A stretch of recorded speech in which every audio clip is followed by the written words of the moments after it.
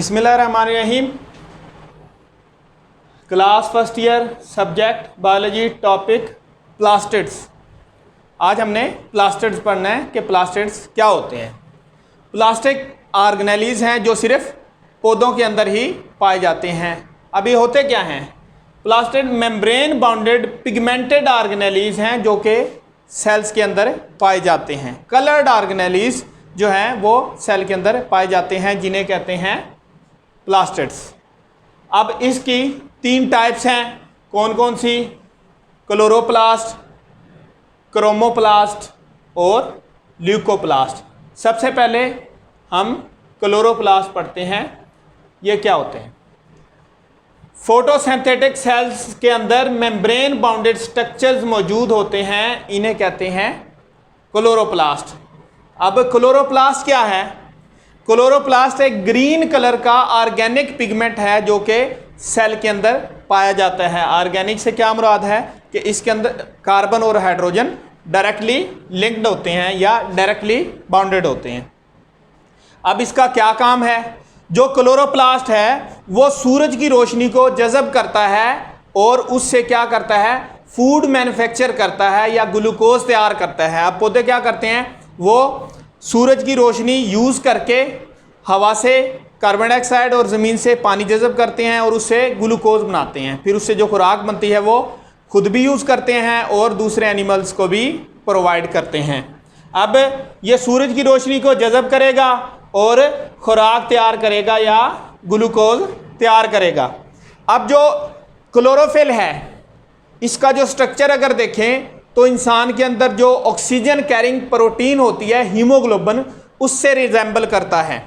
यानी कि पौधों के अंदर जो प्लास्टिड्स हैं या क्लोरोप्लास्ट है, उसके अंदर जो क्लोरोप्लास्ट पाया जाता है उसका स्ट्रक्चर हीमोग्लोबिन से रिजेंबल करता है, जो एक ऑक्सीजन कैरिंग प्रोटीन होती है। उन दोनों में एक डिफरेंस होता है कि जो क्लोरोफिल है उसके अंदर जो सेंट्रल एटम होता है वो मैग्नीशियम होता है और जो हीमोग्लोबिन है उसके अंदर सेंट्रल एटम आयरन होता है। अब प्लास्टिड की वही तीन टाइप्स, क्लोरोप्लास्ट, क्रोमोप्लास्ट और ल्यूकोप्लास्ट। अब क्लोरोप्लास्ट पढ़ना है, इसके क्या कैरेक्टरिस्टिक्स होते हैं? जो इनके साइज और शेप है वो वेरी करता है सेल टू सेल। जो एवरेज डायमीटर है इसका वो 4 to 6 माइक्रोमीटर है। ये माइक्रोमीटर कितना होता है? 10⁻⁻⁶।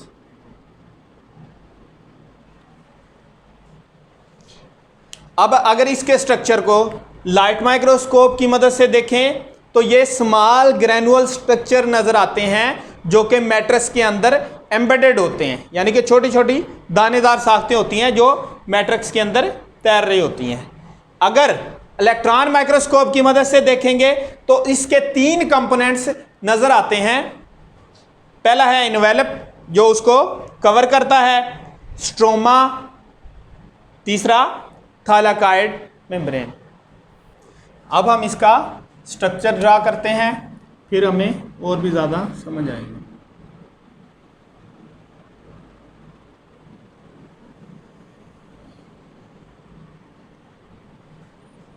ये इसकी आउटर लेयर होगी। ये हम थाइलाकाइड ड्रा कर रहे हैं।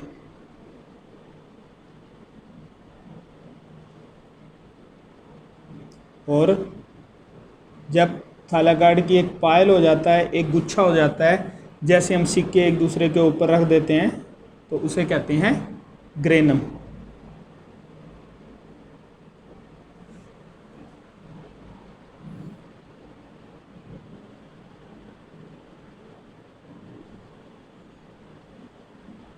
ये ग्रीन कलर के होते हैं। इनका क्या काम होता है? ये सूरज की रोशनी को एब्जॉर्ब करते हैं और खुराक बनाने में हेल्प करते हैं। जब खुराक तैयार हो जाती है तो पौधे खुद भी उसे यूज़ करते हैं और दूसरे जानदारों को भी प्रोवाइड करते हैं।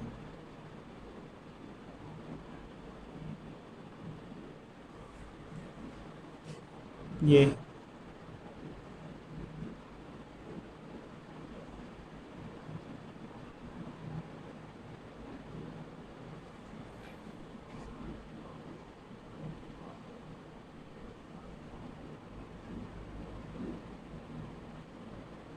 ये ग्रीन कलर के पिगमेंटेड स्ट्रक्चर्स होते हैं और आपस में इंटरकनेक्टेड होते हैं इंटरग्रेना के ज़रिए से।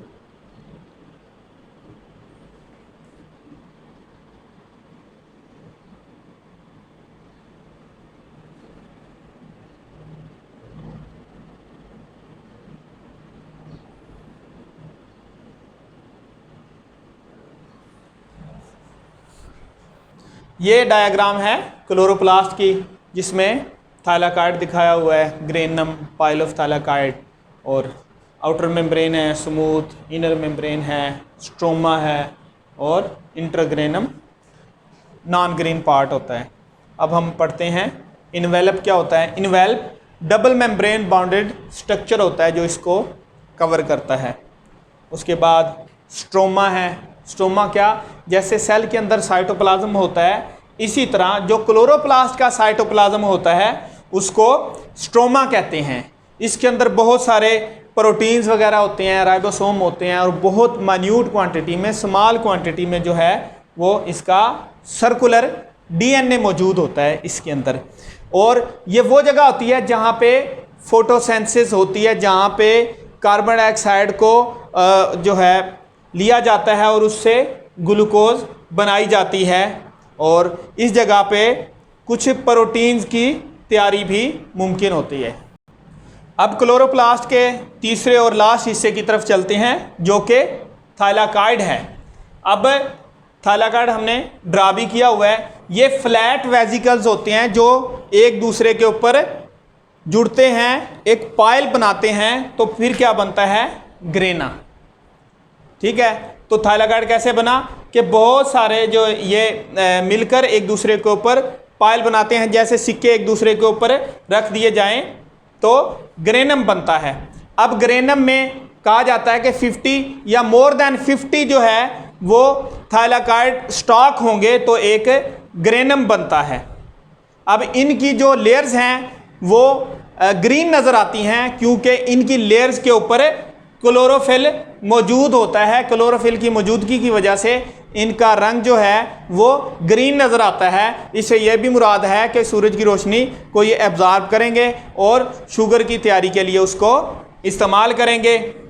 उसके अलावा जो ये ग्रेनम है वो दूसरे ग्रेनम के ज़रिए से नॉन ग्रीन पार्ट के ज़रिए से जुड़े होते हैं। इस नॉन ग्रीन पार्ट को कहते हैं इंटरग्रेनम। अब ग्रेनम जो है वो क्या काम करते हैं, वो भी सूरज की रोशनी को जज़ब करते हैं, शुगर वगैरह बनाते हैं और उसके साथ साथ एटीपी की तैयारी में हिस्सा लेते हैं।